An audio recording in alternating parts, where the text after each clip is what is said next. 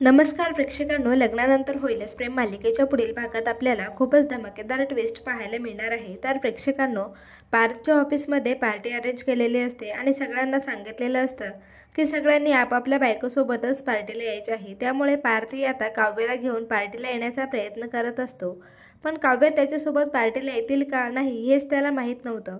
त्यामुळे त्याच्या मनात धाकधूक चालू असते, पण त्याला काही करून काव्याला पार्टीला तर न्यायचीच असते। मग तो आता काव्याला येऊन विचारतो की काव्य, तुम्ही माझ्यासोबत माझ्या ऑफिसमध्ये याल का? तेव्हा काव्य म्हणते, मी तुमच्यासोबत ऑफिसमध्ये येऊन काय करू? मी IASचा अभ्यास करते पार्थ, मी आर्किटेक्ट नाही आहे।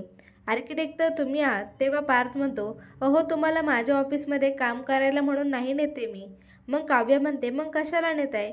मग आता पार्थ काव्याला म्हणतो, ऑफिसमध्ये पार्टी आहे आणि पार्टीला आपापल्या बायकोसोबत यायचं आहे, तर तुम्ही माझ्यासोबत पार्टीला याल का? हे ऐकून आता काव्याला थोडं आश्चर्यच वाटतं। मग ती पार्थला म्हणते, देशमुख, मला काय पार्टीला यायला जमेल असं मला नाही वाटत। मी तुमच्यासोबत पार्टीला येऊ शकेल, कारण मला तर क्लासला जायचे, त्याच्यानंतर खूप अभ्यास आहे, इम्पॉर्टंट चॅप्टर कंप्लीट करायचं आहे। सॉरी पार्थ, मी खरंच आले असते, पण मला नाही जमणार। काव्य ही आता पार्थची मजा घेत असते आणि त्याला थोड्या वेळाकरता इग्नोर मारत असते। पार्थ सारखं सारखं येऊन काव्याला म्हणत असतं, काहीतरी अरेंज करा ना तुम्ही माझ्यासोबत पार्टीला, काव्या या ना काव्या। तर आता काव्यालाही पार्टीला यायचं असतं, तिला पार्थला सरप्राईज द्यायचं असतं, त्यामुळे ती थोडी त्याच्यासमोर कानकूस करत असते। मग आता पार्थ थोडा वेळ रुसून बसतो, पण काव्य काही त्याला म्हणवायला येत नाही। शेवटी आता रात्री त्याला ऑफिसमधून फोन येतो आणि ते म्हणतात, तुम्ही सर अजून पार्टीला आला नाहीत। तेव्हा आता पार्थ स्वतःच आवरून रुसून पार्टीला निघालेला असतो।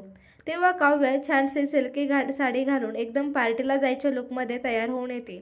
तिला बघताच पार्थला खूपच आनंद होतो आणि तो तिच्याकडे बघतच राहतो आणि त्याला आश्चर्यही वाटत असतं की या आता थोड्या वेळापर्यंत नाही नाही म्हणत होत्या आणि अचानक तयार होऊन कसं का आल्या।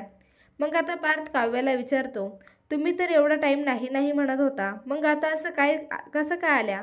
तेव्हा काव्य म्हणते, तुमच्यासोबत पार्टीला मी नाही येणार, मग दुसरं कोण येणार? आणि मी दुसरं कोणाला येऊनही देणार नाही, कारण पार्टीला तुमच्यासोबत फक्त माझाच हक्क आहे येण्याचा। असं म्हणत आता दोघेही आनंदात पार्टीला जातात। आता दोघेही पहिल्यांदाच एकत्र पार्टीला आलेले असतात, त्यामुळे त्यांच्यावर पब्लिकचं लक्षही जास्त असतं। सगळे काव्य आणि पार्थकडे येत असतात, काव्याची ओळख करून घेत होते, काव्याशी बोलत होते। हे बघून इकडे मात्र रम्याची खूपच जळत असते। रम्या ही ऑफिसमध्ये आलेली असते, पण तिला पार्थ आणि काव्याला एकत्र बघून खूपच त्रास होत होता। तर आता ऑफिसमध्ये असलेले सगळे एम्प्लॉई पार्थला म्हणतात की पार्थ सर, तुम्ही आता काव्य मॅडमला प्रपोज करा, कारण आम्ही तुमच्या लग्नाला आलेलं नव्हतं आणि हा तुमच्यासाठी एक टास्क आहे असं समजा आणि काव्य मॅडमला प्रपोज करा। तर मग आता पार्थही तयार होतो। त्याच्याही मनातल्या भावना तोंडावर येण्यासाठी त्याला चान्स भेटलेला असतो। मग तोही आता काव्याला गुडघ्यावर बसून गुलाब देत प्रपोज करतो आणि काव्यही त्याच्याकडून ते गुलाब घेते आणि छानशी गालातल्या गालात स्माईल देते। हे बघून इकडे रम्याला खूपच राग येत होता। तर इकडे पार्थ आणि काव्य दोघेही एकमेकांसोबत आनंदी असतात। त्यानंतर ते छान कपल डान्स करतात आणि दोघेही पार्टी खूपच एन्जॉय करतात। तर प्रेक्षकांनो, मालिकेत येणारा हा ट्विस्ट पाहायला तुम्हाला आवडेल का? कमेंट करून नक्की सांगा आणि चॅनलला सबस्क्राईब करून ठेवा। मालिकेची पुढील स्टोरी खूपच इंटरेस्टिंग असणार आहे।